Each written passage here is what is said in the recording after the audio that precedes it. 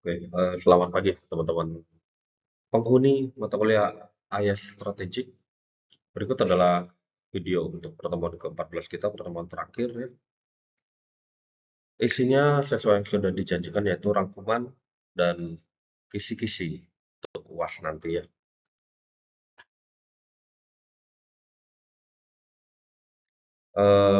Berikut rangkuman dari pertemuan kita selama 14 kali dengan hari ini ya. Pertama kita ada pengenalan sistem teknologi, informasi, komponennya apa, manfaatnya apa, dan tantangan bisnis yang dihadapi apa. Dan di pertemuan kedua ada proses bisnisnya, area fungsional dan penjualan, dan pengenalan di mana IT bisa masuk dalam proses tersebut.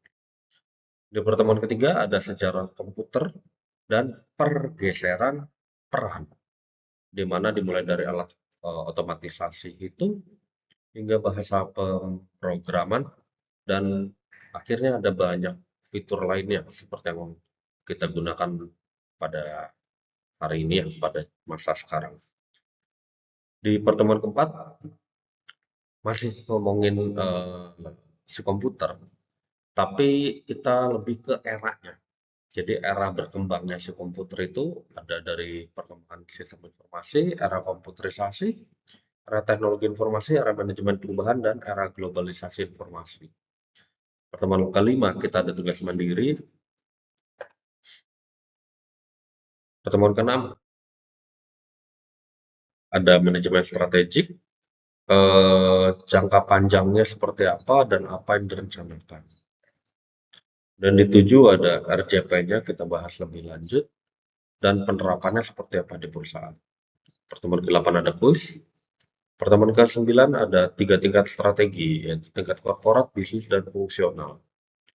Kemudian di pertemuan 10 ada IT strategi itu adalah core atau hanya pelengkap, complementary.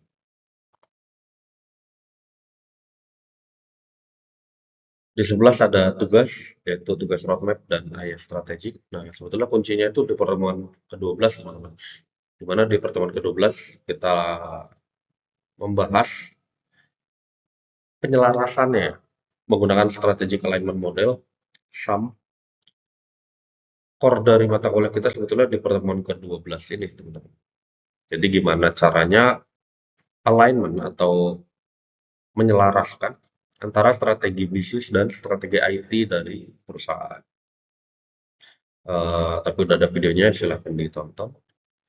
Kemudian di pertemuan ke-13 ada teknik pendukung perencanaan strategik sistem informasi.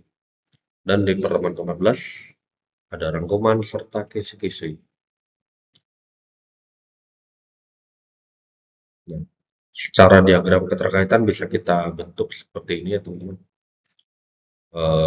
Berawal dari visi misi perusahaan, entah dari head group atau dari anak perusahaan masing-masing, diterjemahkan menjadi strategi bisnis, dilakukan analisa kebutuhan, lakukan rencana tahap pencapaian atau ada RJP-nya, rencana jangka panjangnya, implementasi, evaluasi implementasi, penyesuaian strategi, balik lagi ke rencana.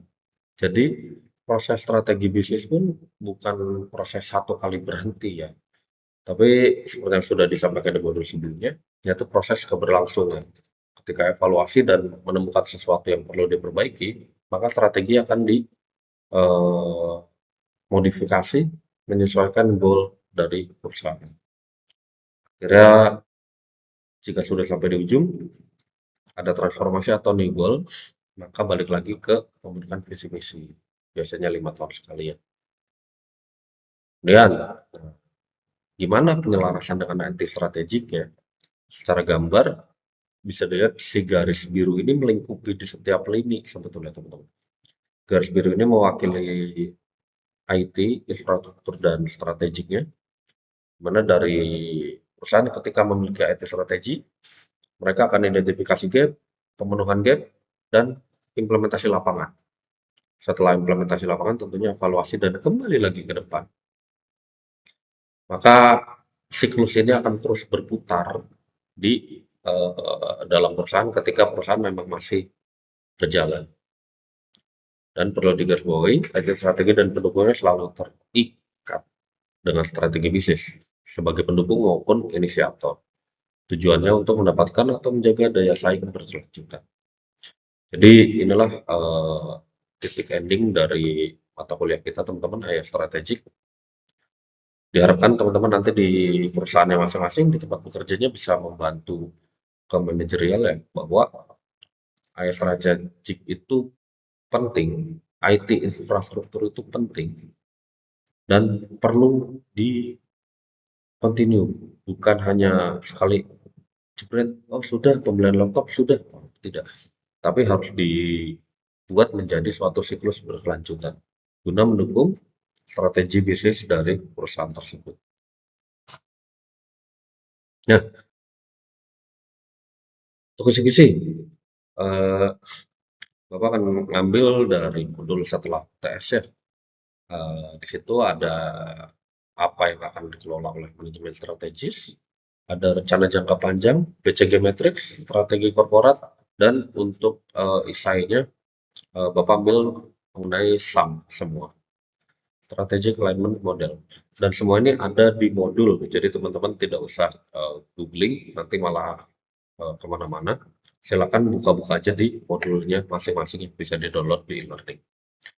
Oke, untuk pertemuan ke-14, sekian. Thank you teman-teman semua, dan good luck untuk ujian akhirnya. Ya, sampai bertemu di next semester kalau masih ada. Thank you.